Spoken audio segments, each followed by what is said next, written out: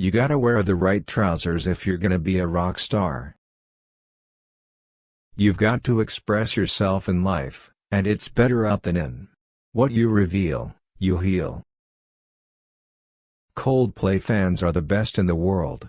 If you like Coldplay, then you're obviously very intelligent and good-looking and all-around brilliant. The goal is to try and make the perfect song, which of course will never happen. I've never been cool and I don't really care about being cool. It's just an awful lot of time and hair gel wasted. Going through something difficult in your life, music, for me, is always a friend and something that helps you to figure things out. When you don't have food in your life, just for a day, it makes you realize you're lucky to have it the next day. So the day after fasting, the music that comes out will be very joyous. Being voted the world's sexiest vegetarian is about as cool as it gets. It's not quite as cool as Brad Pitt, but it'll do. To me, India's always represented everything. It represents all. Everything is here. You can stay here forever, and you'll never feel like you've missed out on life. Everyone asks me about being so worried or thinking about existence as if I'm the only person who can understand why a tree grows the way it does or why a person is in power when they're not that great. These are questions everyone has. A band's only unique thing is its chemistry, especially if none of you are prodigious players or particularly handsome. The one thing you have is your uniqueness, so we hold on to that. I can't believe we've got away with becoming this huge band. And we still haven't done anything I think is that good yet. Before our albums are released, I feel like we still own it, that we have control over our music. But once it's out there in the world, it's no longer ours. Record sales don't really mean anything. For us, the pressure is imagining some 15-year-old kid in Cincinnati who buys our album and doesn't feel like he wasted his pocket money.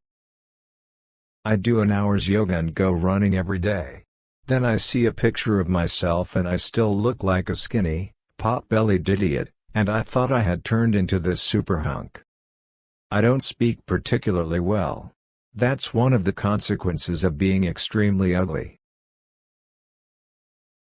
India appeals to everybody. For me personally, I always felt like we would come here when we wanted to embrace all colors. I don't mean racially, but literally, just all the colors of the world. Just because a romantic relationship ends doesn't mean that the other facets of your relationship have to end. Or, indeed, doesn't mean they can't get better. Even though the album is an endangered species, can we try and make a coherent and good one, even if it's like making a horse and cart at a NASCAR conference? I'm just a public school boy. I've got a degree. I'm from a middle-class family in Devon. I've got no story. I think that the fact that a relationship becomes public is a bit of a bummer. Because it can distract from the real reason why you're together, which is that you just like each other. You can sometimes get your own feelings across more strongly if you pretend that you're singing it from someone else's angle. But it's always for me. It's just a new way of framing it. People say it's a bit repetitive to say, oh oh oh oh oh oh, but you can't translate the melody into words. I get more people approaching me about how good I was in Napoleon Dynamite than being in Coldplay. Rihanna has this thick tone, so it's very hard to annoy anybody. It's like a beautifully squeezed tube of toothpaste. I always dream about other musicians. And they're never interested in hanging out with us. It's like being at school and the bigger boys don't want to play with you. I have a very wonderful separation divorce. It's a divorce, but it's a weird one. We want to make something that moves us when we hear it. Because after all the hype and awards and whatever, that's all music is. Somebody rang me up the other day and said Yellow was on a karaoke machine. That made me genuinely excited. It's got a nice beat. If a few companies were less greedy, The people at the bottom vow to have a lot more. Economically, unfair trade will benefit nobody in the long run, as poorer countries will be bled totally dry and will become unable to produce anything.